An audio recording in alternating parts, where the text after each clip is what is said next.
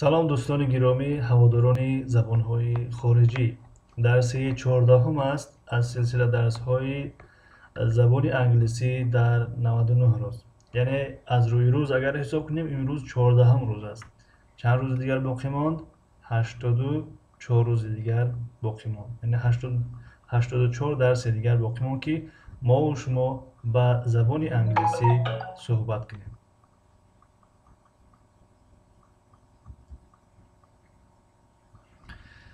خب دوستان گرامی امروز برای شما یک چند فعل مهم در زبان انگلیسی را جدا کردم و براتون تقدیم می نمایم.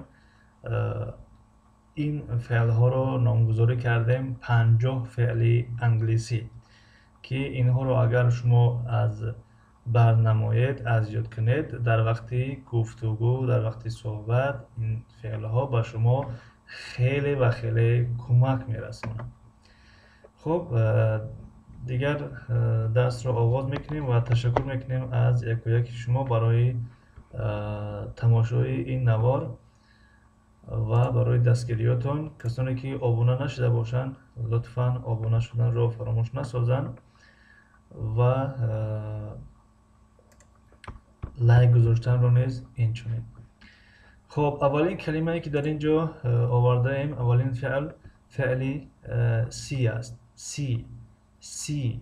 سی دیدن، دیدار. look نگاه کردن، نگریستن. خب این هر دو به معنای نگاه کردن است. شاید نفر سوال کند که فرق بین اینها چی است؟ فرق بین اینها سی ما این کار را از پیش خود انجام نمیدهیم. یعنی راه در رفته هستیم، یک نفر رو همین خیلی میبینیم. مثلا I see you من تو را دیده هستم، مثلا میبینیم. اما look به معنای نگاه کردن، نگریستن، توجه کردن. یعنی مثلا میگم که look to me، یعنی به طرف من نگاه کن. یعنی به طرف من نگاه کن. این دیگر وقتی که وای نگاه کرد یک نفر، این الکی از پیش خودش میشود، به اراده خودش میشود، به اختیار خودش میشود و با یک توجه دقت نگاه میکنه. خب hear شنیدن، listen گوش کردن. خب اینجا هم شاید که سوال پیدا شود که هر دو یعنی از گوش میشنویم، پس فرقیت اینها چی است؟ خب hear شنیدن ما ناخواست میشنویم، یعنی از پیش خود نمیشنویم، از اراده خود ما نیست. مثال دیگه در کوچه رفته هستیم که از یک خانه یک صدای میبراید، پس میگیم که I hear من میشنوم. I hear. یا اگر زمانی حاضره مستمر در نظر داشته باشیم I'm hearing یعنی من شنیده ایستاده‌ام.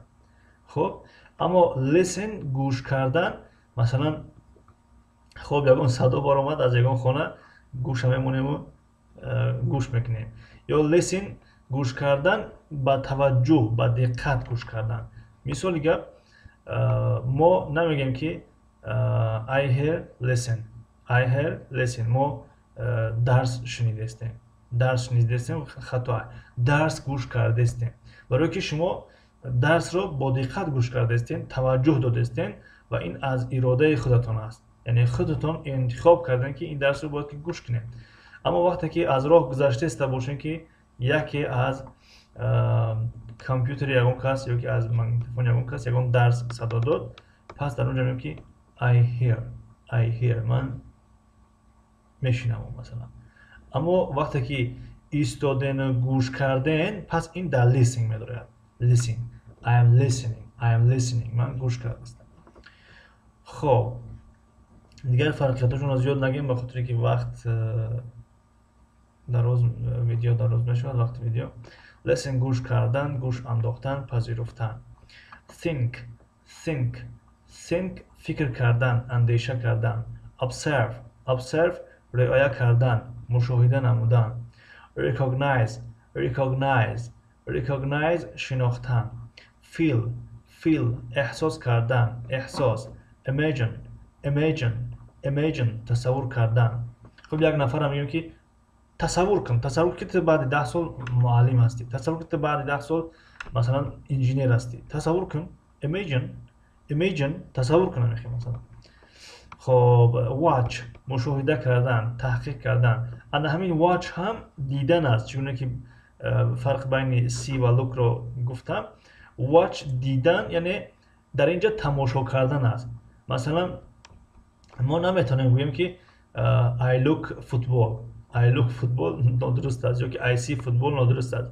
I watch football من فوتبال تماشا میکنم، یعنی چیزی که بردوام هست دراز است اون را در watch میدونم، یعنی مشاهده کردن.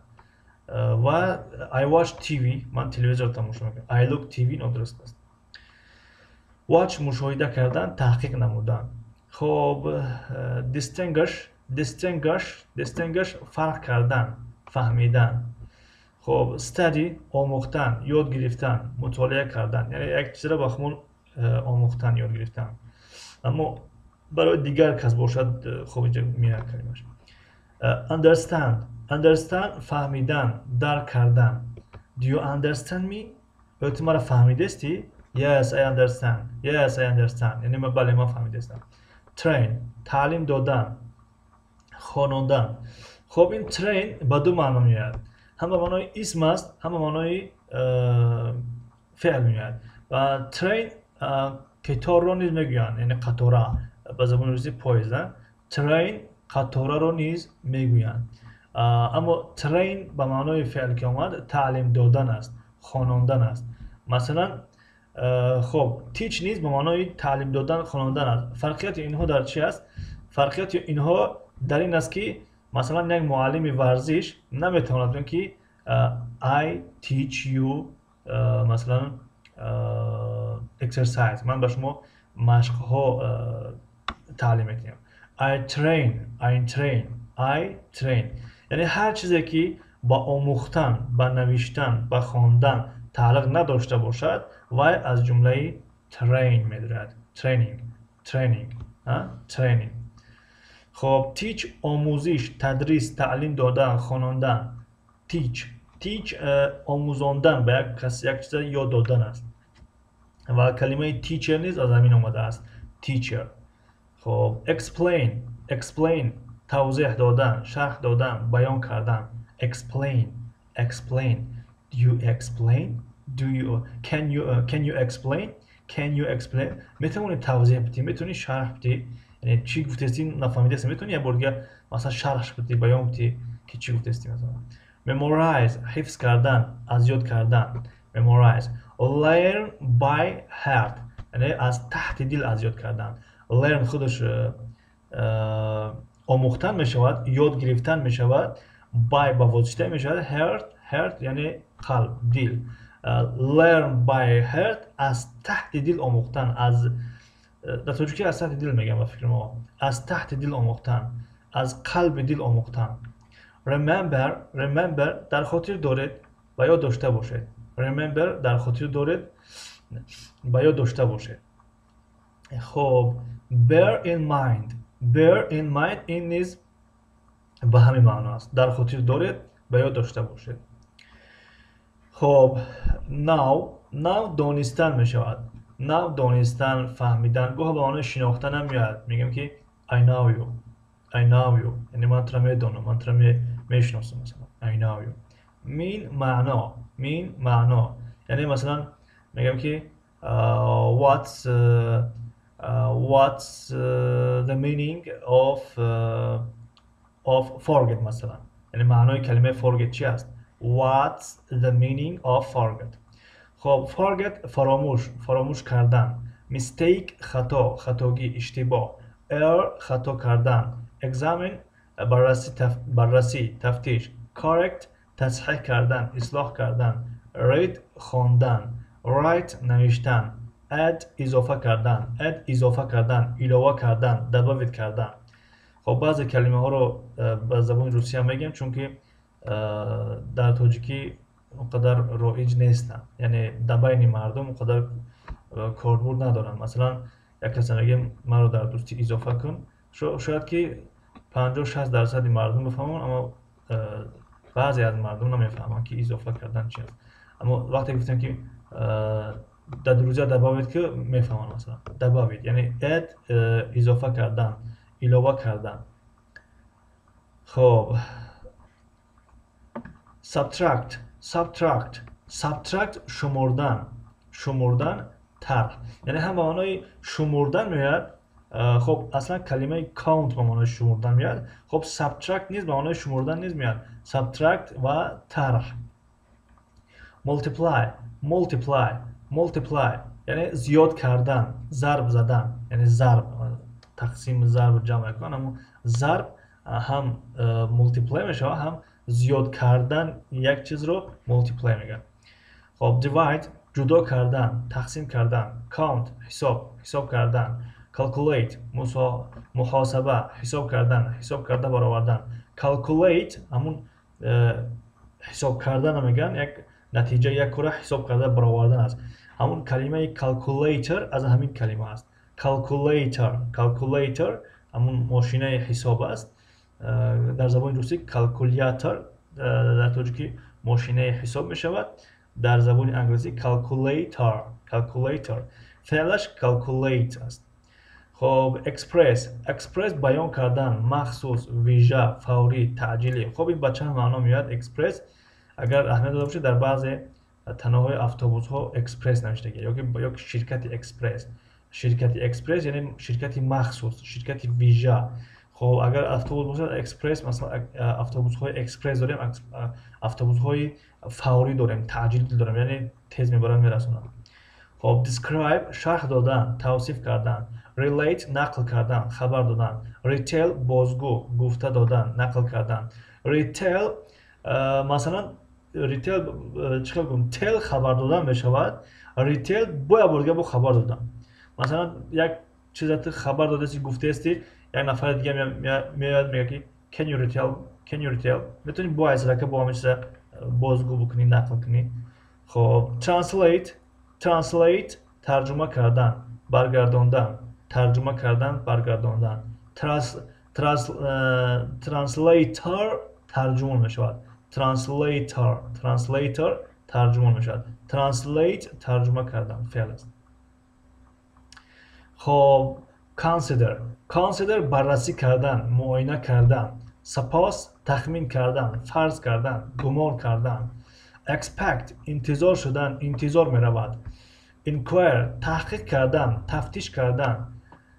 خب decide تصمیم گرفتن، قصد کردن.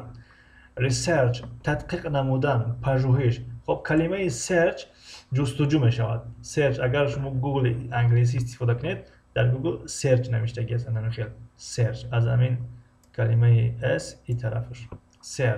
search جستجو را میگن، اما research تحقیق کردن، تدقیق کردن، پژوهش گذراندن. خب discover کشف کردن، پیدا کردن، یافتن. discover find out پی بردن، فهمیدن. یعنی قریب که به معنای همون چیز نزدیک است، یعنی گمان. مثلا من پی بردم که خیلی میشه، یعنی من فهمیدم که خیلی میشه. find out.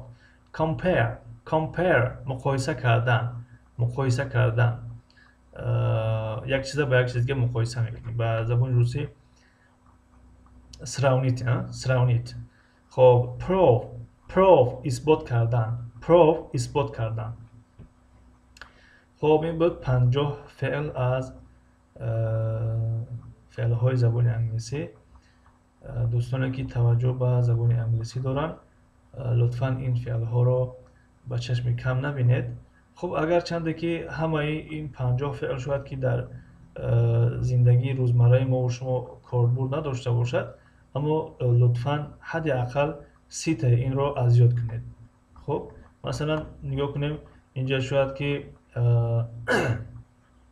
compare برای ما مهم است، برای ما مهم است، research برای ما مهم است. خب expect برای ما مهم است، مثلا count شماریدن مهم است، divide express, describe, relate, retell, translate. خب add, write, read, correct, examine. خب mean, forget, now. خب teach, explain, memorize, learn by heart, understand, train, study. خب watch, feel, recognize, think, listen, hear, look, see.